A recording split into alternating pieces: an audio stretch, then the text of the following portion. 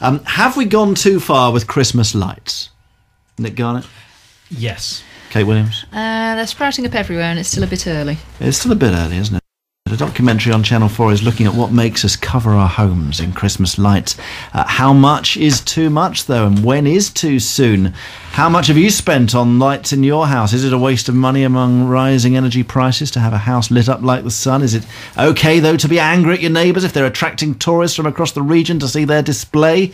Or should we all just get on with it and get into the Christmas spirit and just go with the illuminated flow? Call me now, 0500 909 693, or text 85058. Joe Phillips is a broadcaster and journalist. Joe, hi.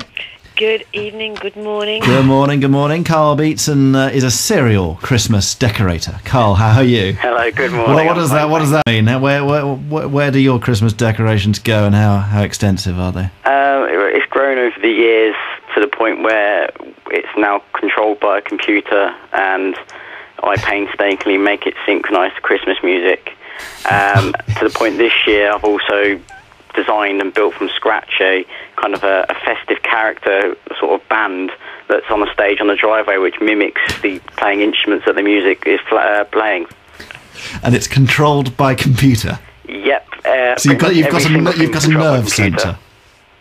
You've got a Christmas lights nerve centre in your house. It's the shed, yeah. It's the shed. It's a great British institution that is the man's shed. What do the neighbours think? We believe they love it. You haven't spoken to them recently. We have neighbours on the other side which live out of the country this time of year for the weather.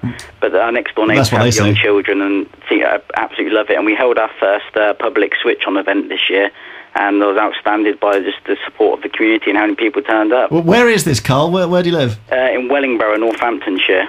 Right.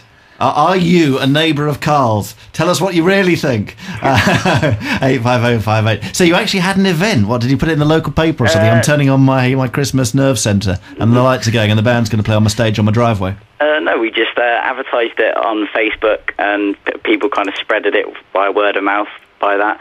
And we have something called a virtual Santa in the downstairs bedroom window, which is basically, if you imagine like a projection screen set up to fill the window. Inside the bedroom there's a projector which plays on loop this Father Christmas DVD of him walking around picking up presents and stuff, so giving the illusion he's actually in the room. So we just use that screen to advertise it as well. And have you always been mad keen on Christmas? I've grown into it. My father started it all with a simple set of lights on the cherry tree we used to have on our lawn. And as I grew, I took more of an interest, and the display grew. To the point in 2006, I kind of had the ability and know how to make it all go computer controlled. Your first electricity bill of the new year, I would imagine, comes as a little shock, doesn't it, Karl? It does. It's slightly more, obviously, but slightly. Yeah, only slightly. But the fact that it's computer controlled means there's parts in music where not all the lights are on. Of course. Compared to a traditional display when they're all on and flashing, repeatedly. So over the season you save electricity that way, and plus also we try and use as many low energy LED lights as possible. Karl, we'll be back to you. Okay. I'm sure. Joe Phillips, listening avidly to all this. Computer-controlled projections and dancing bands playing on driveways, Joe Phillips. This is what it's all about. I can't deny Karl is obviously a very, very skilled technician, but I'm terribly glad I don't live near him.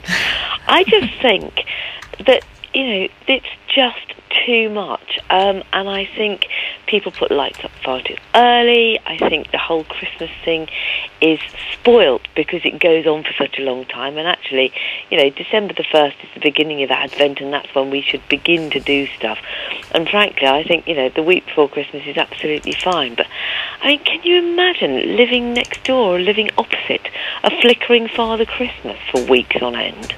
That actually, though, sounds like a bit of fun, though, don't you? Must admit. It's creative. Yeah, no, I'm sure, and it sounds from what Karl's saying, as I say, that he's obviously puts a lot of skill and technical craft into doing this, which is not what can be said for some of the. No. Actually, I drove past a pub today. The entire thing was lit up like a giant Christmas present. Complete with flashing lights and a Father Christmas and Santa and reindeers and things going up and down chimneys. And it over the top. It's when a house tries to dress itself up as a house in light, but doesn't quite have enough plastic tubing reindeer from the pound shop to plonk on its roof. That's when it doesn't quite work. Kate Williams has the magic of the World Wide Web has found us Carl's place. From last year. All right, give us a little commentary. Each window is outlined by lights. They're all flashing, changing colours between green and red. It's saying Merry Christmas. We've got a reindeer grazing on the lawn. Well, as in it's a litter reindeer on the snow. There's the projection. Yes, you can see Father Christmas waving to us from the window. Carl. It's in your extension. Is that why you got your extension done? No, so you could put a projection of Father Christmas in we had the extension and it fitted perfectly in there. You must be a real technical whiz to get all this set up. Do you go up the ladder and stick all the light bulbs up? I go up on the extension roof. Any higher, I leave it to my dad, really. Really? You don't like heights? I have a healthy sense of self-preservation. So what did your dad think about that? He doesn't mind, really. I'm more of the project manager and designer, and he's sort of the kind of the labourer and actually helps my ideas come to fruition. Do people come from far and wide to see your house, Carl? I believe they do, yeah. I think we've had people from Leicester before. I don't know, really. I think people do travel, people that have heard about our display in the town and do come and see it. And there's a sign saying that you're collecting for charity. Yeah, we never used to collect for charity. We just put the lights on for people's enjoyment. And then after the second year, when we started doing it to music and synchronised, people started leaving money on the doorstep. So we thought, okay, let's give it a go for a charity. And then from then we have. And this year we're doing it for the Juvenile Diabetes Research Foundation, which is a charity close to my heart because I have type 1 diabetes myself since the age of 17, so I'm just really keen to promote the charity and raise some money. There you go, Joe. There is something good for Christmas lights. No, I think it's great. I think it's fantastic. I'm not saying, it's wrong to do it. I just think it's over the top. And like I say, I think, what Carl's done is obviously very clever. Can I ask you, Carl, why not all year round? I mean, you could have a spring scene with, I don't know, daffodils popping up or Easter bunnies hopping round. Because there's no need for it all year round. I mean, why is there a need for it at Christmas time? I mean, when do you put yours on? It sounds like they don't go on too early. They go on the 1st of December and they finish on the 31st of December. Yeah, but I think it was Rochdale in Lancashire that the town council they put up their Christmas lights somewhere like the September the 27th because they said it was more sensible to do it in the daylight or something like that. There is some logistical we have to start putting ours up at the beginning of October or mid-October just because it takes so long to do it and we can only do it on weekends when my father isn't working and I'm not at university. So, and plus also having the more daylight helps, and this year we were very lucky having the very warm October, which everyone will see on camera if they watch the documentary. We're there putting Christmas lights up in shorts and I'm eating ice creams.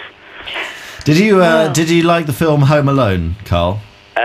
I did, yeah. I like the whole aspect where he set the traps. I think that appeals to my technical sort of. Do you know what? I kind of got that idea. I think you could do that. If we asked you to reenact the trap sequence from Home Alone, I think you'd be our man.